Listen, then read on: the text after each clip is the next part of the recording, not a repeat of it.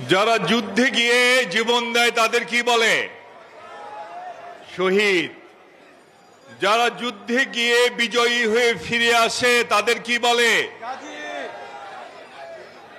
আর যারা রণাঙ্গনে গিয়ে মৃত্যুর মুখোমুখি দাঁড়িয়ে আবার ফিরে আসে, যারা গুম হয়ে মৃত্যুর মুখ থেকে ফিরে আসে তাদের কি বলে? মৃত্যুঞ্জয়ী।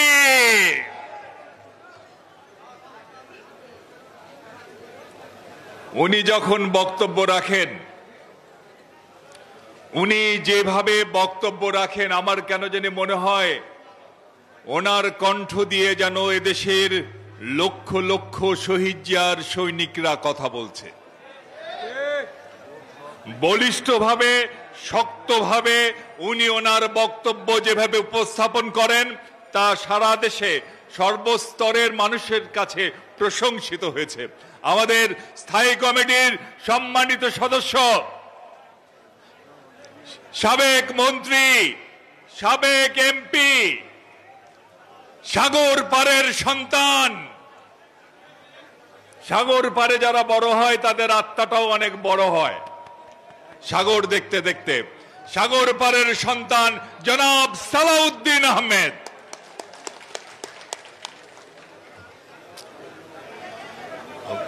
এরপরে আমি রাজনৈতিক পদের কথা বা বিবেচনায় আনব না। মোগল সাম্রাজ্যের প্রতিষ্ঠাতার নাম কি?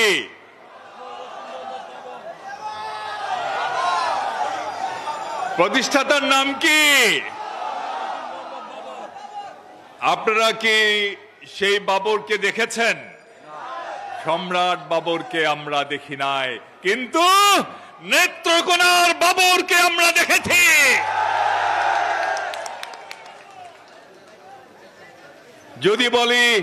যদি কেউ বলে হাসিনার নির্যাতন কিরকম হয়েছে বলেন, হাসিনার অত্যাচার কেমন ছিল বলেন, আমি বলবো আমাদের কিছু বলার নাই, শুধু বাবর ভাইকে দেখেন।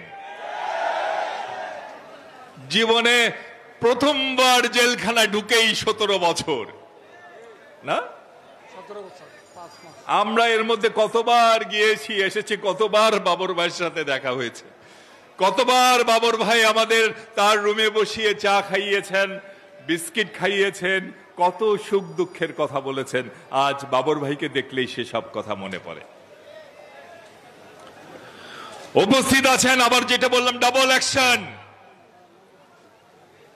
ময়মনসিংহ বিভাগীয় সাংগঠনিক সম্পাদক,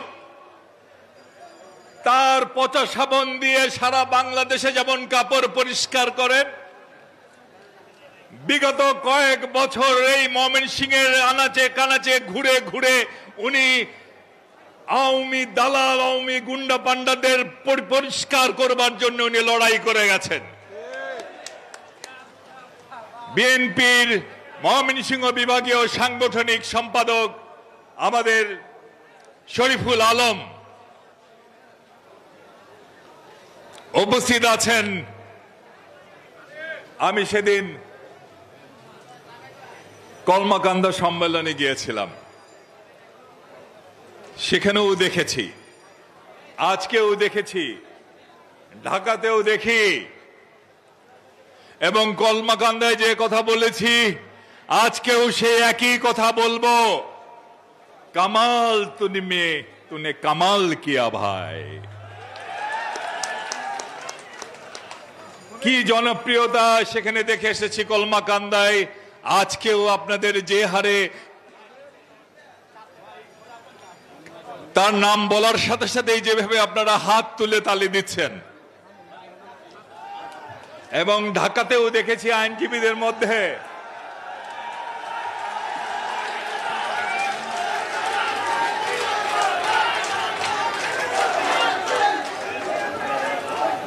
বিএনপির আইন বিষয়ক সম্পাদক উপস্থিত আছেন, সহ সাংগঠনিক সম্পাদক। কদিন আগে জামালপুর জেলার সম্মেলনে যিনি পরপর কয়বার হলো মামু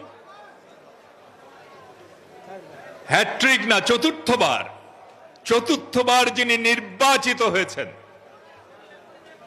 ওয়ারেস আলী মামুন সহ সাংগঠনিক সম্পাদক।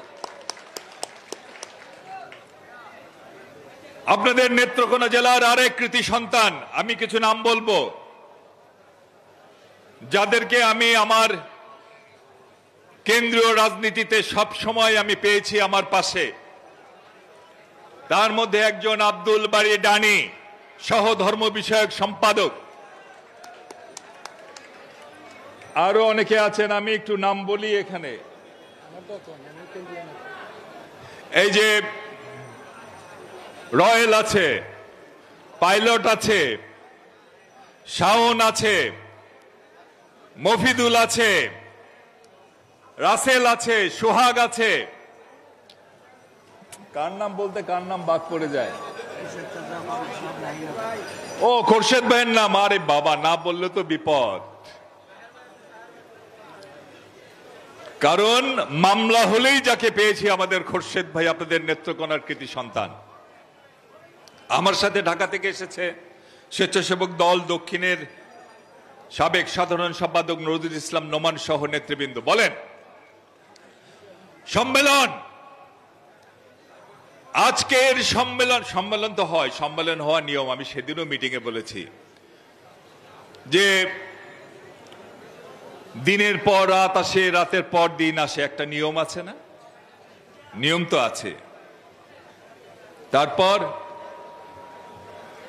পৃথিবী কিছু নিয়মে চলে, ঠিক তেমনি একটি সংগঠন কিছু নিয়মে চলে। সেই নিয়ম হচ্ছে 3 বছর পর পর সংগঠনকে রিচার্জ করতে হয়, 3 বছর পর পর সম্মেলন করতে হয়।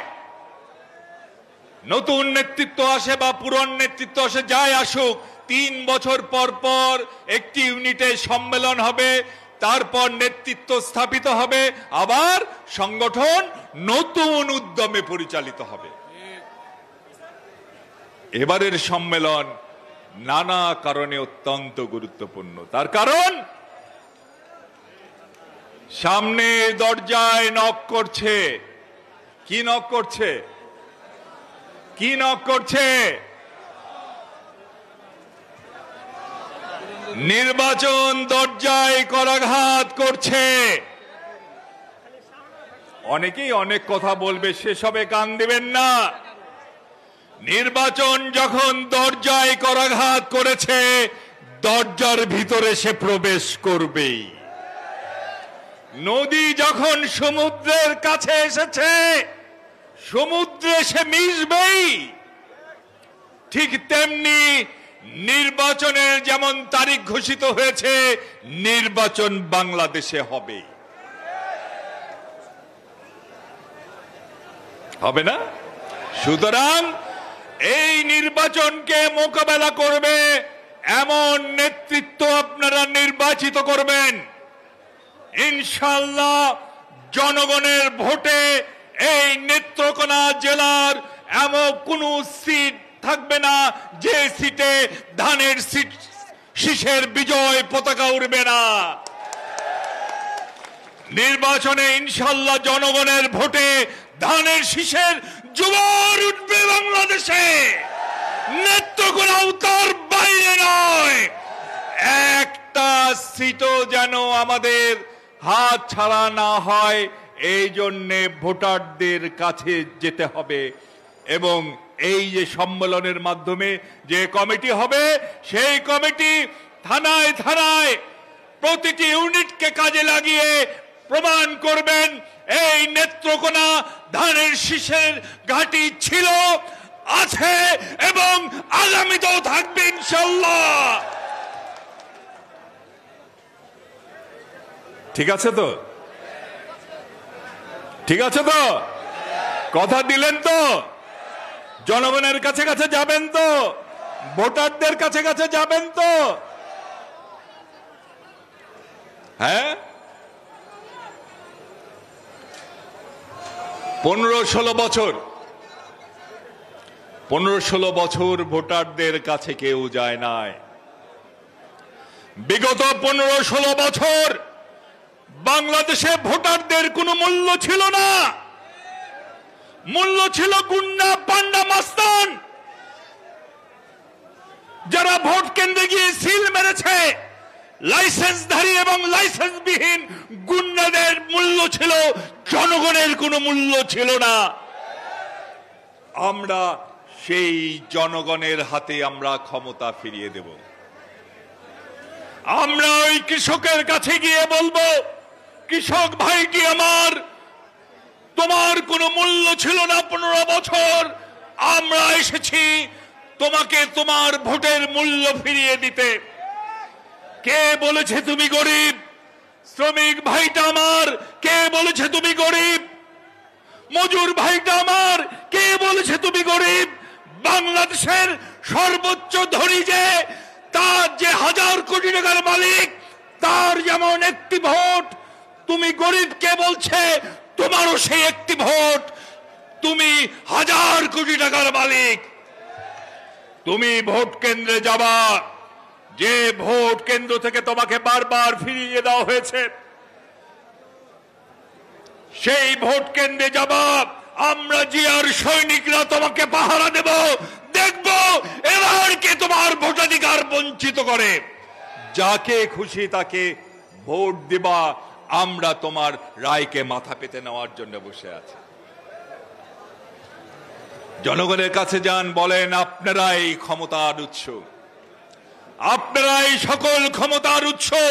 এই বাংলাদেশে সেই সত্যটি প্রতিষ্ঠা করবার জন্য আমরা জীবন দিয়েছি, আমরা গুম হয়েছি, আমরা জেল খেটেছি, প্রয়োজনে আবারও জীবন দেব, আবারও গুম হব, আবারও রক্ত দেব, আবারও জেল খাটবো, কিন্তু জনগণের ভোটাধিকার নিয়ে আর কাউকে ছিনিমিনি খেলতে দেব না।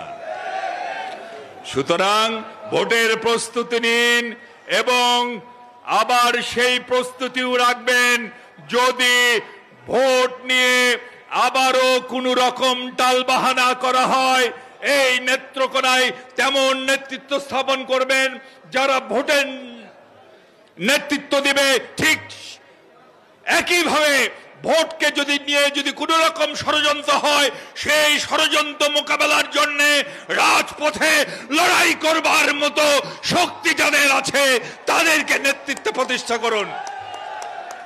কথা দিলেন তো? কথা দিলেন তো? আপনারা কিন্তু জিয়ার সৈনিক। ভোট দেওয়ার সময় খেয়াল রাখবেন, জিয়ার সৈনিকদের 1 নম্বর শর্ত হচ্ছে তাদেরকে সৎ হতে হবে। অর্থের কাছে নিজের বিবেককে জলাঞ্জলি দিবেন না, অর্থের কাছে নিজের বিবেককে বন্ধক রাখবেন না। সংগঠনের জন্য যারা ভালো তাদেরকেই আপনারা আপনাদের নেতা নির্বাচিত করুন। করবেন তো? ঠিক আছে? কথা দিলেন তো সবাই?